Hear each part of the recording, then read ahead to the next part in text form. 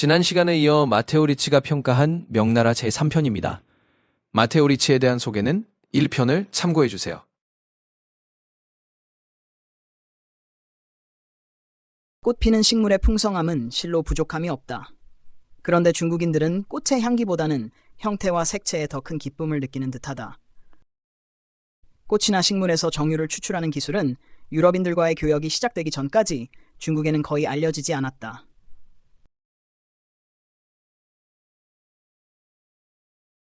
중국인들은 리넨에 대한 지식은 없지만 서민들은 면화를 짜서 옷을 만든다. 면화는 약 40년 전에 처음 이 나라에 도입되었으며 지금은 토양이 좋아서 잘 자란다. 토질이 워낙 비옥해 세계 전체를 공급할 만큼의 면화를 중국에서 생산할 수 있다.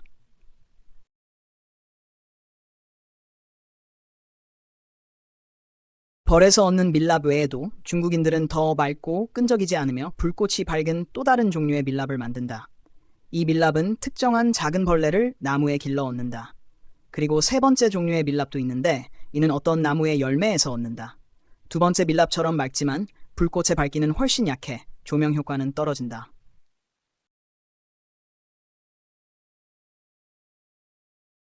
또 하나 주목할 만한 것은 특정 나무의 줄기에서 짜내는 독특한 송진이다. 겉모습은 우유 같지만 점성은 풀과 같다. 중국인들은 이 송진으로 시에라는 착색제를 만들어내는데 포르투갈인들은 이를 차코라고 부른다. 이 물질은 주택, 선박건축, 가구 제조에 널리 사용된다. 이 염료로 마감한 목재는 다양한 색조와 거울 같은 광택을 지녀 그 광택은 눈을 사로잡고 부드러움은 촉감에도 매력적이다. 이 마감은 내구성이 뛰어나며 오랜 시간 견딘다. 이 광택제를 칠하면 어떤 목재라도 색상과 나뭇결면에서 쉽게 모사할 수 있으며 이 마감 처리 덕분에 중국과 일본의 집들은 풍요롭고 매혹적인 외관을 갖게 된다. 식탁의 광택이 줄어들거나 음식물이 떨어져 더럽혀지더라도 물로 닦고 천으로 문지르면 쉽게 광택이 복원된다. 이 얇지만 단단한 마감층이 영구적인 얼룩이 생기지 않도록 막아주기 때문이다. 이 나무에서 얻은 광택제를 수출하는 일은 꽤 수익성 있는 사업의 출발점이 될 수 있다.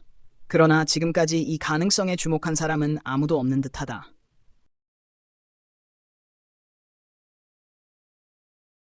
중국에는 대리석이나 나무에 조각된 부조를 복제하는 기묘한 방법이 있다.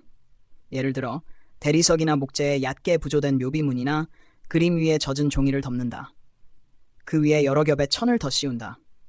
그 후 그 표면 전체를 작은 망치로 두들겨서 부조의 모든 선들이 종이에 그대로 찍히도록 한다. 종이가 마르면 잉크나 색소를 살짝 칠해 부조의 형상만이 종이의 흰색 바탕과 가볍게 대비되어 드러나게 한다.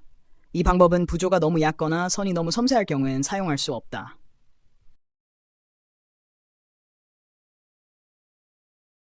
오늘날 이 나라는 보통 중국 또는 중화라고 불리는데 첫 번째 단어는 왕국을, 두 번째는 정원을 뜻한다.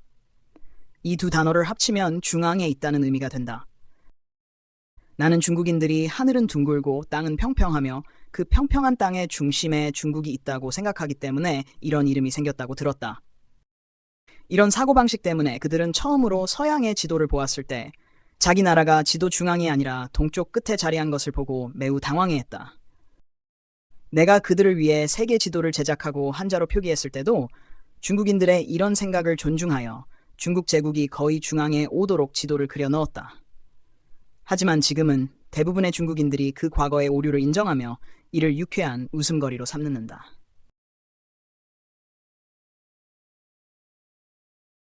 (1579년에) 작성된 중국 서적 중국 제국의 묘사의 저자는 중국 제국의 조공을 바치는 나라들을 다음과 같이 열거한다.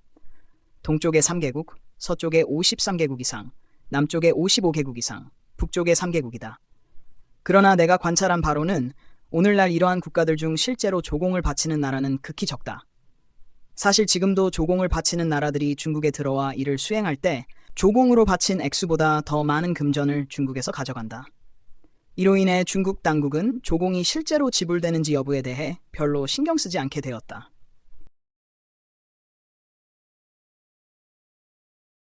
중국의 토양은 쌀, 콩, 보리, 초, 겨울밀 등 모든 종류의 곡물을 국민에게 제공하며 그 종류는 헤아릴 수 없이 다양하다.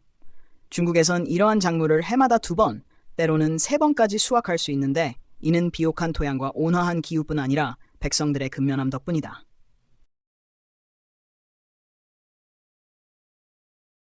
먼저 중국의 문자 전반에 대해 말하자면 그들은 고대 이집트의 상형 문자와 유사한 표의 문자를 사용한다. 이 중 10,000개 정도의 문자를 익히면 작문을 시작할 수 있을 정도의 교육 수준에 도달한 것으로 본다. 지적으로 글을 쓰기 위해 필요한 최소한의 문자 수가 이 정도이다. 중국 전역을 통틀어 모든 문자를 익혔다거나 중국어의 표의 문자 체계를 완벽하게 숙지했다고 할 수 있는 사람은 아마 없을 것이다. 중국에서 문학이나 학문을 업으로 삼는 자들은 어릴 적부터 노년에 이르기까지 평생 문자 학습에 몰두한다. 이러한 활동은 분명히 더 유익한 지식을 습득하는 데 쓰일 수도 있었을 엄청난 시간을 소모시킨다. 그러나 이러한 몰두도 일종의 장점이 있다면 모든 젊은이가 빠질 수 있는 방종의 위험을 줄여준다는 점일 것이다. 특히 시간이 많은 이들에게는 그러하다. 중국에서 전해받은 문자 외에도 일본인은 유럽의 문자와 유사한 자체의 알파벳 체계와 구성 요소를 갖고 있다고 들었다. 이로 인해 그들은 끝없는 수의 중국 문자 없이도 자신들의 구어를 표기할 수 있다. 이와 같은 방식은 우리가 앞서 언급한 중국 인접국들에서도 존재할 수 있다. 그러나 중국에는 그러한 알파벳 체계가 전혀 존재하지 않으며 그 흔적조차도 없다. 모든 개별 대상을 고정된 문자 기호로 표기하는 이 문자 체계는 기억에 큰 부담을 주지만 우리가 이전에 결코 주목하지 못한 특별한 이점을 지닌다. 구어는 서로 매우 다른데 문어를 공유하는 민족들은 결국 책과 사상의 교류를 통해 접촉하게 된다. 이런 접촉은 그들의 구어만으로는 결코 이루어질 수 없는 것이었다. 예를 들어 일본인, 한국인, 교지인, 그리고 류큐인들은 모두 공유하는 책들을 가지고 있다. 이들 모두 문어는 같은 의미로 이해하지만 말은 각기 다른 방언을 사용한다. 중국의 여러 지방조차도 말이 너무 달라 공통점이 거의 없다. 그러나 공통된 문어는 상호 소통을 위한 견고한 기반을 형성한다. 참고로 각 성의 방언 외에도 제국 전체에 통용되는 구어가 존재한다. 이것이 바로 관아라 불리는 언어로 민정과 사법용 공식어이다. 이 공통어만 익히면 우리 선교사들이 각 지방의 방언을 따로 배울 필요는 전혀 없다. 이 국가 공용어는 너무 널리 퍼져 있어 여성과 아이들조차 이를 이해할 수 있다. 아무튼 알파벳 대신 문자를 그려 쓰는 이 글쓰기 방식은 매우 독특한 표현 방식으로 이어진다. 몇 마디 단어만으로도 명료하게 사고를 표현할 수 있게 된다. 이는 유럽의 문자 체계론 우회적이고 장황한 표현 없이는 도달하기 어려운 명료성이다.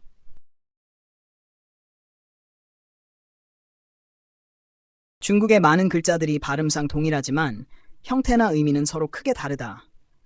그래서 중국어는 아마도 세계에서 가장 다의적인 언어일 것이다. 중국어 책은 구술을 통해 받았을 수도 없고 누군가 책을 읽어준다고 해서 청중이 내용을 이해할 수도 없다. 각 청자가 책을 눈앞에 펼쳐놓지 않는 한 말이다.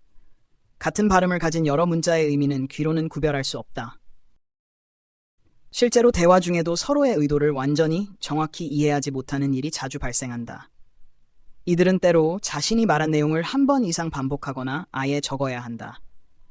필기 도구가 없으면 물을 이용해 무언가 위에 글자를 그리거나 공중이나 손바닥 위에 손가락으로 글자를 쓰기도 한다.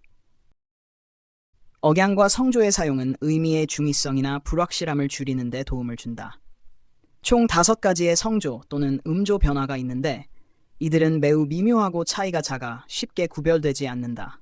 중국어는 명확한 음소가 부족하기 때문에 이러한 다양한 성조와 억양으로 그 부족함을 보완한다. 우리에게는 하나의 의미만을 갖는 음절이 그들에게는 최소 5가지 다른 의미를 가진다. 모든 구어의 정확한 의미는 성조에 의해 결정되므로 말하기와 듣기 학습의 어려움이 커진다. 외국인이 배우기에 중국어만큼 어려운 언어는 없다고 나는 감히 말할 수 있다. 중국어의 다의성은 태고 이래로 그들이 구어에는 큰 관심을 두지 않고 문자 발달에 대부분의 관심을 집중해온 결과라고 나는 생각한다. 지금까지도 그들의 수사적 능력은 말보다는 글에서 더욱 뚜렷이 드러난다. 이는 글의 수사적 아름다움으로 명성을 얻은 고대 그리스의 이소크라테스와 유사하다. 그래서 친구들끼리도 같은 도시에 살면서 말로 만나기보다는 글로 연락을 주고받는 일이 흔하다.